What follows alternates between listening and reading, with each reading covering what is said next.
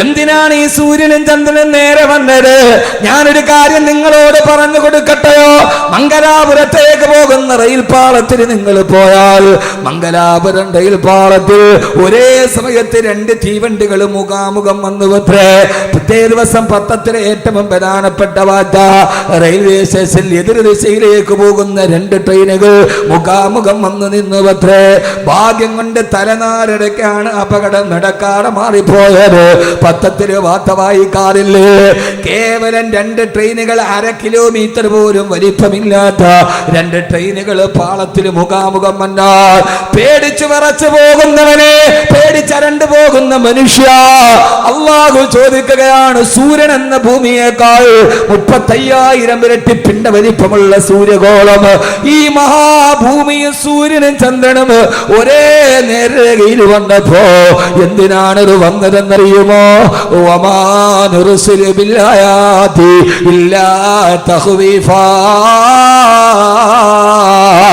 ചന്ദ്രഗ്രഹണ നിസ്കാരം നിർവഹിച്ചത് എന്തിനാ? ഞാൻ എന്റെ വിഷയത്തിലോട്ട് കടന്നു വരട്ടെ. അല്ലാഹു പറയാണ്, എന്തിനാണ് സൂര്യഗ്രഹണം നടന്നത്, എന്തിനാണ് ചന്ദ്രഗ്രഹണം വന്നത്?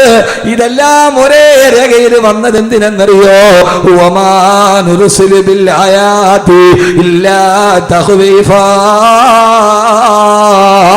അതൊക്കെ നിങ്ങളെ ഞാനൊന്ന് ഭയപ്പെടുത്താൻ ചെയ്തതാണ്.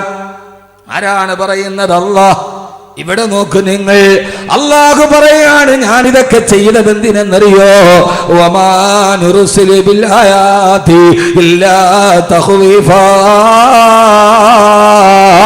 ഇതൊക്കെ നിങ്ങളെ ഒന്ന് പേടിപ്പിക്കാൻ വേണ്ടി ചെയ്തതാണ്. എത്ര പേരാണ് പേടിച്ചത്? എത്ര പേര് പേടിച്ചു?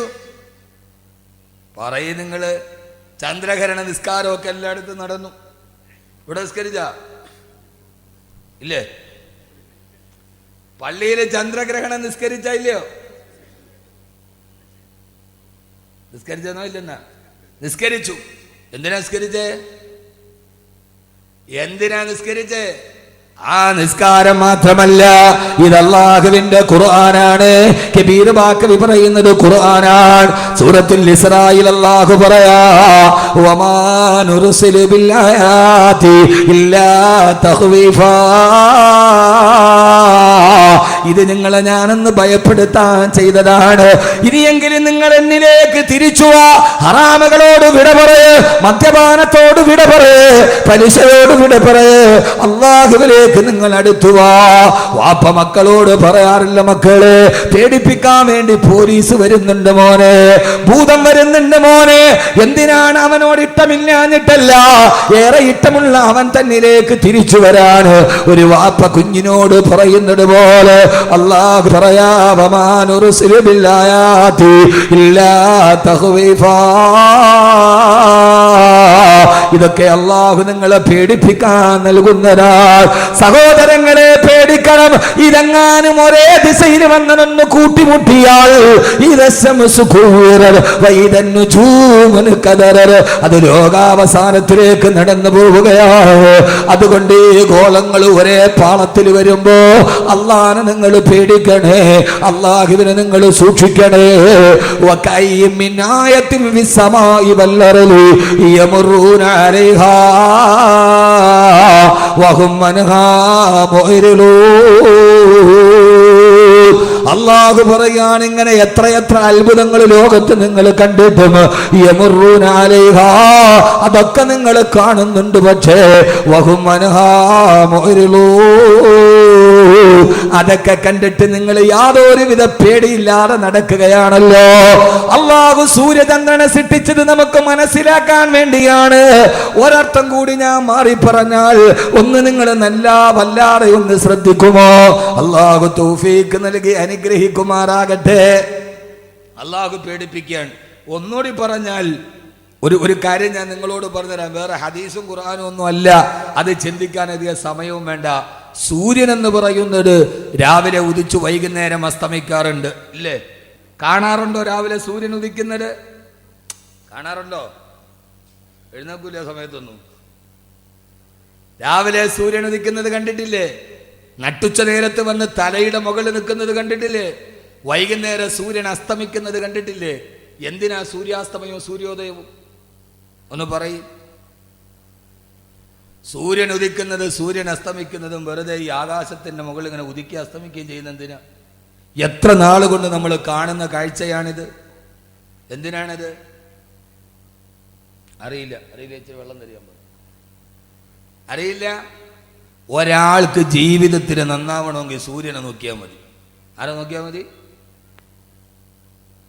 വാള് പറയല്ല, വാള് കേൾക്കണ്ട, ഒന്നും നോക്കണ്ട. നിങ്ങൾക്ക് നന്നാവണമെന്ന് ചെറുപ്പക്കാരെ ആഗ്രഹമുണ്ടോ? നിങ്ങൾ സൂര്യനെ നോക്കിയാൽ മതി. നിങ്ങൾ അന്തം വിട്ട് നോക്കുകയാണ്. ഇപ്പോൾ ഇയാളിപ്പോൾ എന്താ പറയണത്? ഞാൻ ഇങ്ങനെയൊക്കെ പറയൂ. അതാണ് എൻ്റെ ഒരു ശൈലി. എല്ലാവരും പറഞ്ഞത് തന്നെ പറയുന്നതിൽ നല്ലത് 7 ദിവസം ആകുന്നുണ്ട്. എല്ലാവരും പറയുന്നതിന് നല്ല വേറിട്ടൊന്ന് പറയലല്ലേ. ഞാനിന്ന് പറയുന്നത് സൂറത്തുൽ മുൽക്കിൻ്റെ 2 ആയത്താണ്.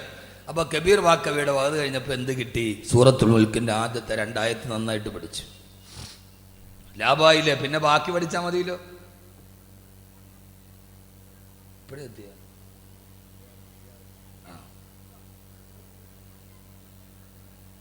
അള്ളാഹുവിന്റെ ഖുർആൻ പറയുകയാണ്, അള്ളാഹു സൂര്യനെ നൽകിയതെന്തിനാണ്?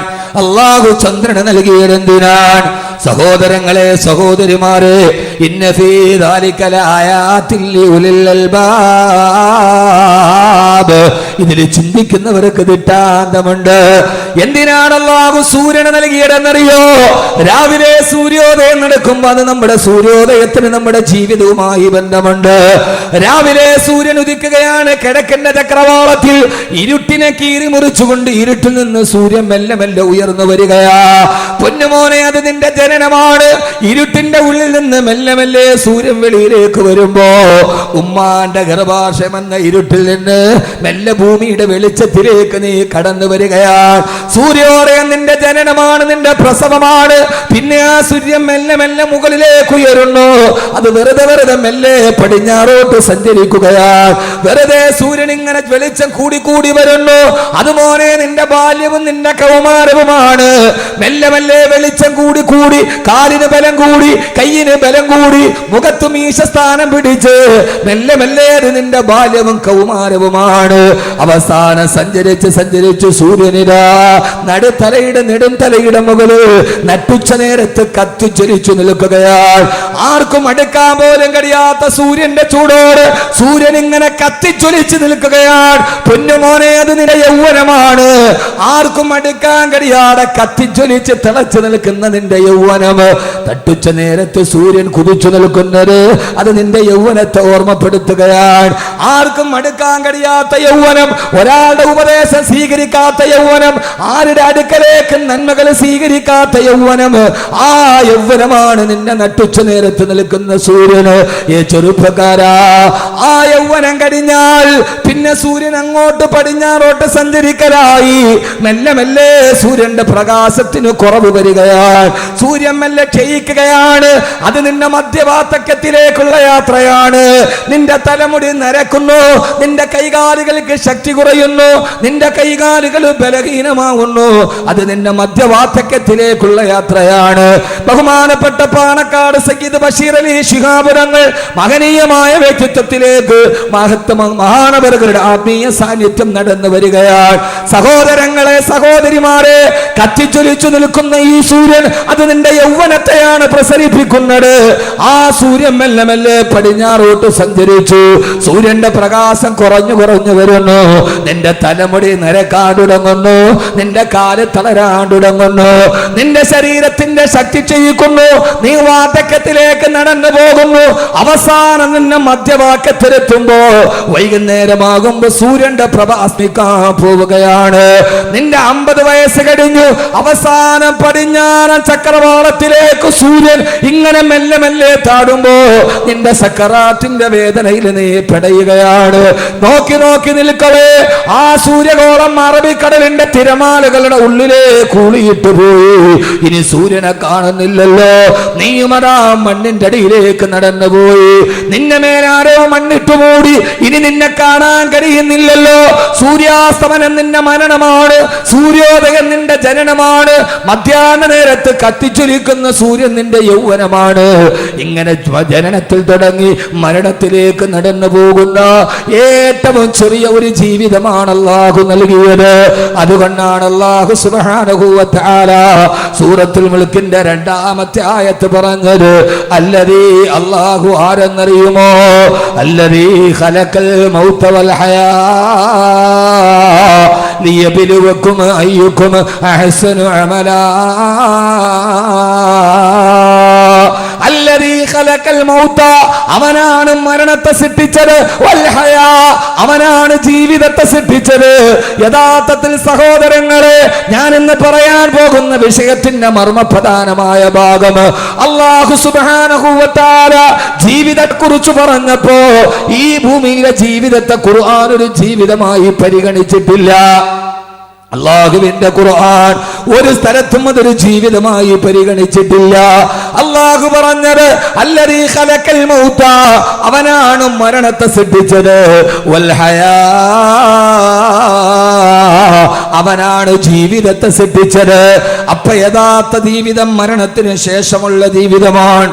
മരണത്തിന് മുമ്പുള്ള ഈ ജീവിതത്തെ ഖുർആൻ ഒരു ജീവിതമായി പരിഗണിച്ചിട്ടേയില്ല.